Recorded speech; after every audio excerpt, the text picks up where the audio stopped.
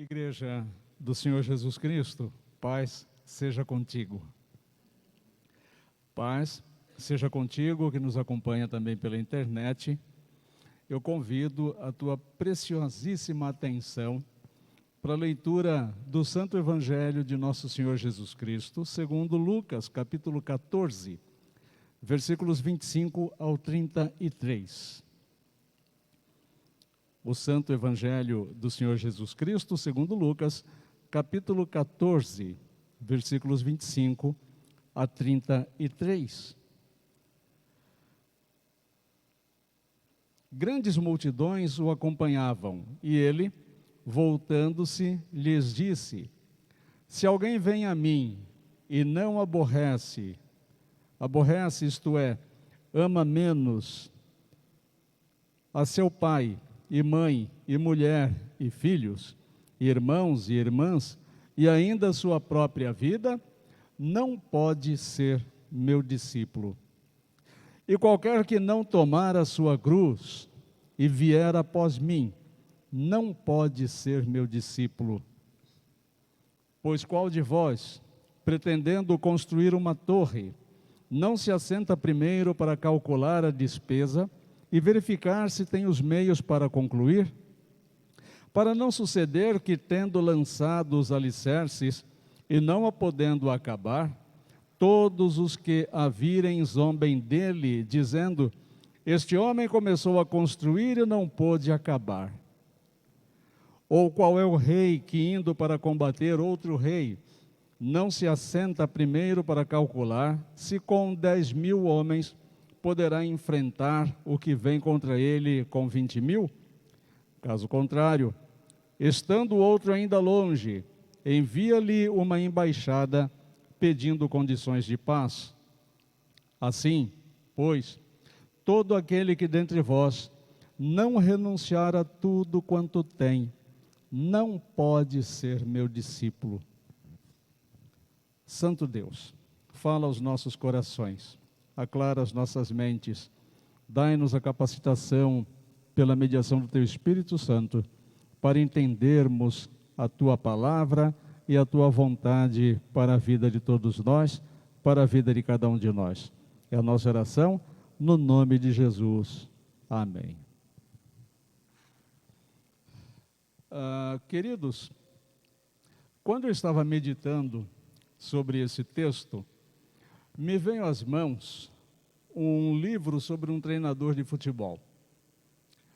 E nesse livro, nessa autobiografia dele, ele dizia que quando ele reunia o time de futebol para motivar, para despertar os seus jogadores para as partidas que haveriam de se suceder, ele dizia exatamente o seguinte: eu estou aqui para levar vocês a fazerem o que não querem para alcançarem o que querem. Vou repetir. Eu estou aqui para levar vocês a fazerem o que não querem para alcançarem o que querem. Impactante, né? Impactante esta colocação. Mas veja que com o texto que nós acabamos de ler, é exatamente isso que o Senhor Jesus Cristo faz. Veja que o texto começa dizendo o seguinte, que grandes multidões estavam naquele momento acompanhando o Senhor Jesus Cristo. Ou seja, onde Jesus estava indo, tinha lá uma multidão de pessoas acompanhando o Mestre. E num determinado momento, e por isso eu coloquei aquela gravura ali de Jesus olhando para trás, num determinado momento Jesus olha para aquelas pessoas. Porque nem todas as pessoas que estão seguindo Jesus são seus discípulos, são de fato seguidores de Jesus. Alguns estão caminhando atrás de Jesus, buscando a satisfação de interesses pessoais, dos seus interesses, e não buscando agradar o Senhor. Viu como inverte o foco? As pessoas às vezes se aproximam de Deus para satisfazerem as suas necessidades e não para servirem à vontade de Deus. Então, quando Jesus se vira para aquela multidão, ele está falando para aquela multidão, consequentemente, podemos entender com tranquilidade que o Senhor Jesus Cristo está falando também para nós, para cada um de nós. Porque se aqui Jesus estivesse falando, por exemplo, especificamente com Pedro, ou especificamente com uma determinada pessoa, então nós deveríamos tirar o contexto do registro e ver qual a mensagem, mas aqui não. Jesus estava falando abertamente para todas as pessoas, consequentemente falando também para cada um de nós nesta noite. E quando Jesus vem falar, ele está falando exatamente do segmento, de seguir Jesus. Não precisa nenhum esforço teológico para entender que neste texto Jesus fala com as pessoas que de fato querem ser seus seguidores, com pessoas que querem seguir realmente Jesus Cristo. E aí Jesus dá algumas orientações. Nestas orientações, Jesus evoca pelo menos duas parábolas. Eu poderia dizer que são parábolas dos bons calculadores. Bons calculadores. No primeiro momento, Jesus fala que quando a pessoa vai construir uma torre, e naquela época, essa expressão que Jesus usa de construir uma torre, é uma expressão muito própria, porque construir uma torre era sinal de progresso financeiro. Quem tinha uma torre na sua propriedade era uma pessoa que tinha progresso financeiro, ou era uma pessoa detentora de algum poder. Então as cidades, por exemplo, tinham torres altas, onde ficavam vigilantes, olhando de longe para ver se não vinha alguém que fosse ameaça para a cidade. Alguns proprietários de terras particulares também construíam no meio das suas lavouras torres altas e colocavam ali alguém para vigiar também. Então, de qualquer forma, o sonho de todo mundo naquela época era ter uma propriedade onde pudesse construir uma grande torre, porque essa torre demonstraria ou progresso financeiro, material, ou no mínimo algum poder, alguma autoridade sobre as outras pessoas. Então Jesus diz o seguinte: olha, se você quer chegar nesse status, você deve calcular o quanto isso vai te custar, porque algum custo vai ter. Hoje nós sabemos, quando a pessoa quer se casar, por exemplo, a minha afinada avó dizia, não sei se ainda hoje isso é verdade, mas dizia que quem vai casar quer casa. E a pessoa quer construir a sua casinha. Aí ela junta lá um dinheirinho, depois ela vai ver quanto dinheirinho tem, aí ela quebra o porquinho para ver quantas moedas tem no porquinho para complementar o dinheirinho que falta. E por que ela faz isso? Porque ela quer verificar se aquele dinheiro que tem é o suficiente para fazer a sua casinha. Porque senão ela começa a fazer, o dinheiro acaba no alicerce. Aí fica lá o alicerce, aqueles ferros 3/8 para cima assim, não termina a construção. Algumas pessoas ainda vão lá, colocam as garrafas PET, assim, diz que é para não enferrujar o ferro que está lá. Né? Essa vida de nós que somos pobrinhos é complicado. A gente passa garrafa PET para não enferrujar, não perder o ferro, e não consegue passar daquilo. E aí a pessoa vira motivo de comentário. Olha lá, fez ali o alicerce e parou. E as pessoas começam então a conjecturar. Ah, se meu filho tropeçar e se machucar naquele ferro com aquelas pontas para cima, por isso que colocaram garrafa PET ali. Mal sabe a pessoa que a gente pôs para não perder o ferro, né? Para o ferro não enferrujar. Mas as pessoas acham que também é para evitar um acidente. Mas de qualquer forma foi motivo de comentário. Começou uma construção e não pôde continuar a construção, concluir a construção, porque calculou mal. Calculou mal. Na vida nós precisamos calcular as coisas. Uma viagem que vai ser feita precisa ser calculada. Tem combustível suficiente para chegar? Tem dinheiro suficiente para abastecer o veículo até chegar lá? Chegando lá, que horário que vai chegar? Vai ter condução? Tem facilidade de chamar um motorista de aplicativo para concluir o transporte? Todas essas coisas têm que ser calculadas. Então Jesus está dizendo, quando você vai fazer alguma coisa, você tem que calcular, verificar as tuas capacidades, se é isso que você quer, Se você está decidido, se você levou em conta tudo o que está envolvido com isso. Numa outra parábola, Jesus diz que quando um rei vai entrar em guerra com outro rei, ele precisa verificar qual é a força do rei que ele vai enfrentar, do exército que ele vai enfrentar, para ver se somente com 10 mil ele pode vencer alguém que tem 20 mil soldados. Porque se ele vê que ele não tem condições de vencer aquele exército, porque o exército de lá é mais poderoso, mais forte que o dele, o que ele deve fazer de forma sensata? Manda alguém lá na frente e pedir um acordo de paz. Quais são as condições para que não haja guerra? Né? O que Jesus está dizendo é que quando nós vamos enfrentar algum inimigo, nós temos que calcular se é possível enfrentar. Porque senão passa vergonha duas vezes. Primeiro que foi para uma batalha, e as batalhas devem ser evitadas a todo custo. Uma segunda vergonha que passa porque foi lá e apanhou. É igual gente que fala assim, vai brigar com bêbado. Aí vai lá, se bate no bêbado, vão dizer, bateu em bêbado. Se apanha do bêbado, falei, apanhou de um bêbado. Eu tenho um amigo meu que já falecido, que era militar, ele disse que foi chamado porque o marido teria agredido a mulher. E aí ele chegou lá, o homem estava transtornado.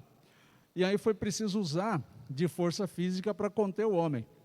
Mas quando os policiais contiveram aquele homem com mais força, a mulher pulou para cima dos policiais, empurrou os policiais e falou assim, no meu marido bato eu. Eu bato no meu marido, ninguém bate nele. Então olha que vergonha que ele passou. Primeiro a polícia foi chamada porque ele bateu na esposa. Depois porque a mulher teve que apartar a polícia dele, porque nele só batia a mulher.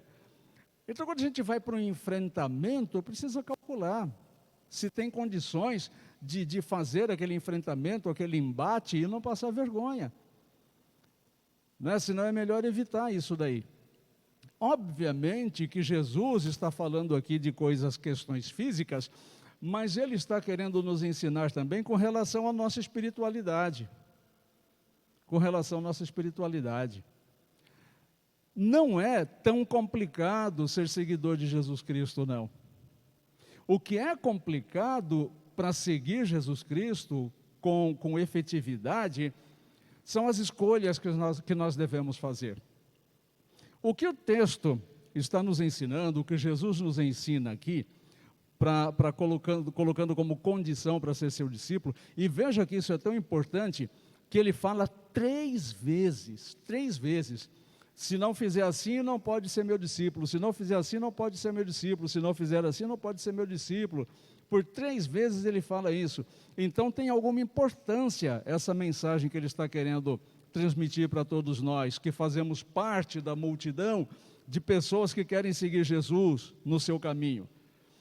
Jesus está dizendo que neste segmento nós temos que calcular onde é que nós vamos colocar o nosso coração, para que depois a nossa vida espiritual tenha uma certa efetividade. Nós não podemos seguir Jesus se nós não colocarmos Jesus em prioridade. Se nós não colocarmos o Senhor Jesus como a prioridade na nossa vida. E aí nós teremos que relativizar a nossa vida. A advertência é para que nós não sigamos a Jesus abaixo de coisas e pessoas. No meu tempo de pastorado, infelizmente, eu tenho visto pessoas que por bem pouco se afastam de Jesus. E sempre os motivos são resumidos em 2 questões. As pessoas se afastam de Jesus por causa de outras pessoas ou por causa de coisas. Eu nunca vi ninguém dizer, eu me afastei de Jesus porque eu me desentendi com Jesus. Mas aí a pessoa briga com um conhecido, com o irmão da igreja, com alguém da família, com um conhecido, e diz, não quero mais saber de Jesus. Mas por que você não quer saber mais de Jesus? Não, porque aquela pessoa me decepcionou. Mas e Jesus te decepcionou? Então veja, na verdade, o que esta pessoa tinha como prioridade não era Jesus Cristo, era um relacionamento pessoal. Um relacionamento pessoal.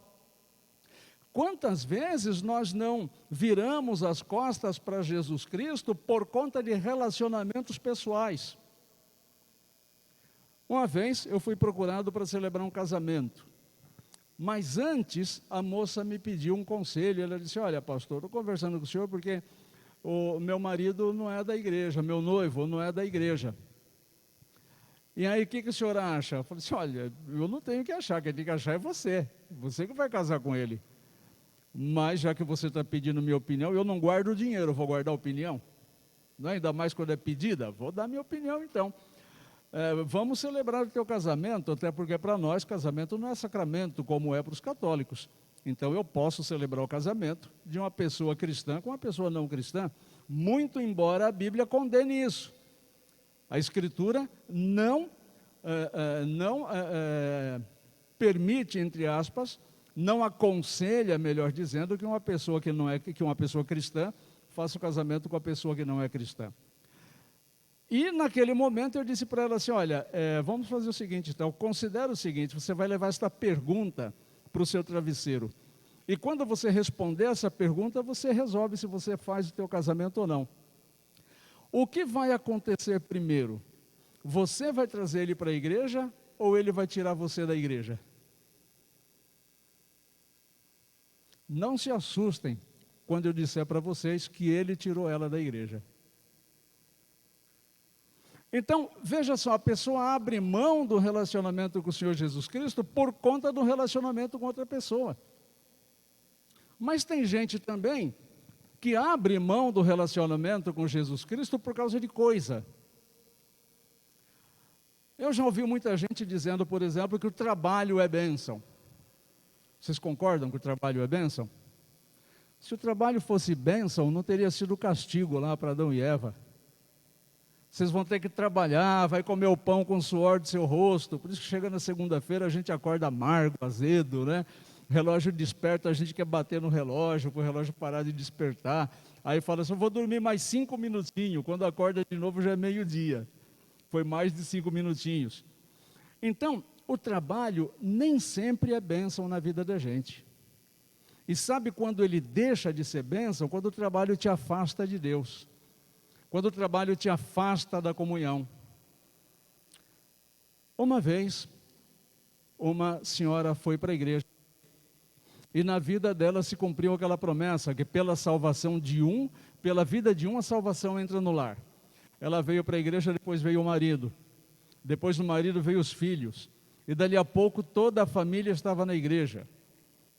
Depois de um bom tempo, essa senhora que era costureira, ela ficou toda feliz e disse assim: eu ganhei a exclusividade para costurar para uma marca famosa. Eu não vou dizer qual foi a marca, a etiqueta para a qual ela iria costurar, porque aquela empresa não entrega dízimo aqui para a gente. Então também não vou falar o nome dela aqui. Mas aquela empresa, ela ia costurar com exclusividade para aquela empresa. E o serviço começou a aumentar. E ela disse assim: pastor, que bênção, o serviço está aumentando muito. E eu disse para ela: cuidado, cuidado. Mas cuidado como, pastor? O trabalho está aumentando. Eu falei: cuidado. Às vezes o inimigo pode mandar trabalho para você, para te afastar da comunhão, te afastar da presença de Deus. Depois de algum tempo ela disse assim: pastor, meu marido vai parar o trabalho dele e vai vir trabalhar comigo, porque o serviço está crescendo muito. Logo depois ela disse: minha cunhada vai vir trabalhar comigo, e também o irmão do meu marido vai vir trabalhar comigo. Então, praticamente estou empregando a família toda, está uma bênção. Eu disse: cuidado. Celebre, festeje, mas tenha cuidado. Até que um dia ela disse assim: pastor, eu não vou poder vir na escola dominical, que a gente está com as entregas atrasadas. E a gente vai ter que trabalhar no domingo de manhã, mas é só esse domingo, para poder dar conta de entregar os produtos. E eu disse: cuidado.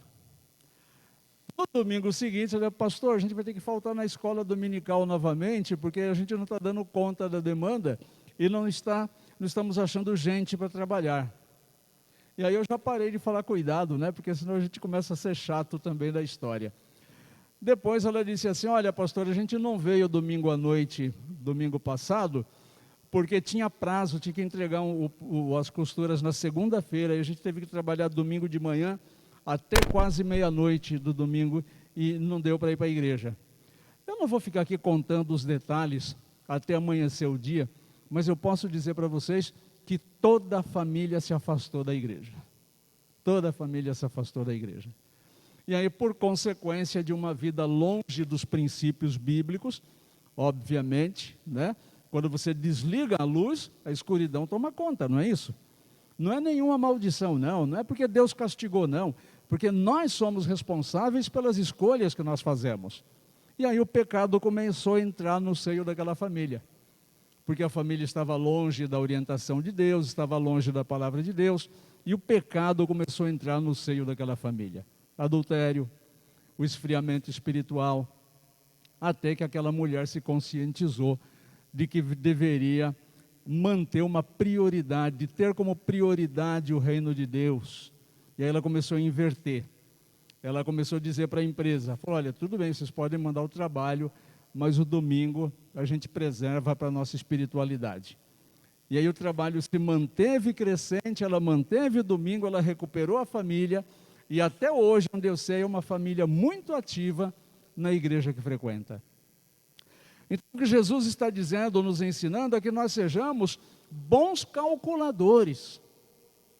Porque nós queremos construir as nossas torres, mas nós devemos também saber se nós teremos condição de enfrentar os inimigos que aparecem na nossa frente, que podem estar presentes nos relacionamentos e podem estar presentes nas coisas. Tem gente que se afasta de Deus por causa de trabalho, tem gente que se afasta de Deus por causa de namoro, tem gente que se afasta de Deus por causa de amigos, tem gente que se afasta de Deus por causa de enfermidade. Não é isso que Jesus está dizendo. Porque Jesus está dizendo que se você não colocá-lo acima das coisas, se você não colocá-lo acima dos teus relacionamentos, você não pode ser um discípulo, ser uma discípula de Jesus. E Jesus é radical, não existe meio termo com Jesus. Jesus nunca pode ser acusado de que dava um jeitinho para facilitar a vida de ninguém. Ele é Deus.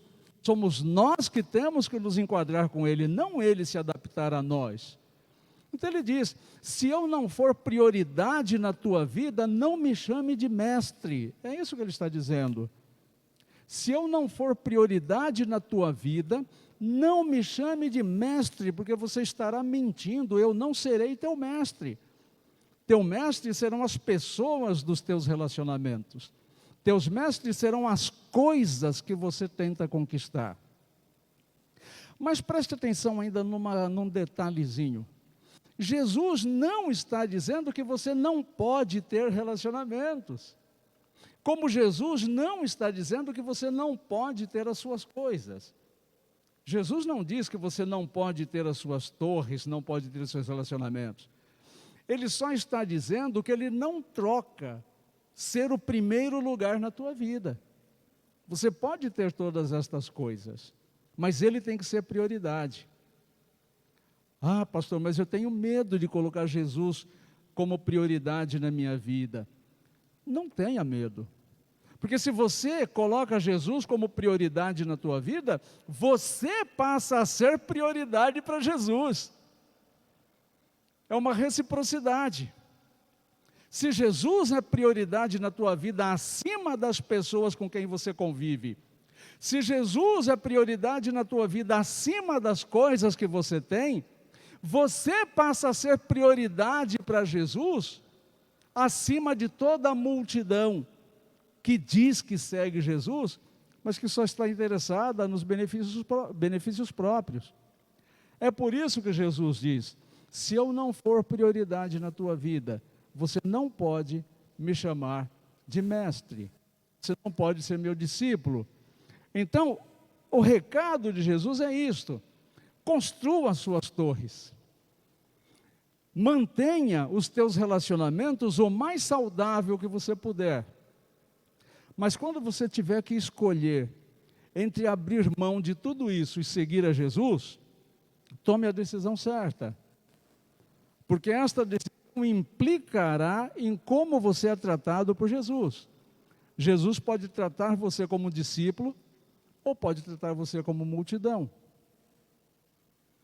Eu peço a Deus que todos nós aqui e você que nos ouve pela internet, sejamos discípulos de Jesus, com condição, pelo menos muita vontade, de chamar Jesus de mestre.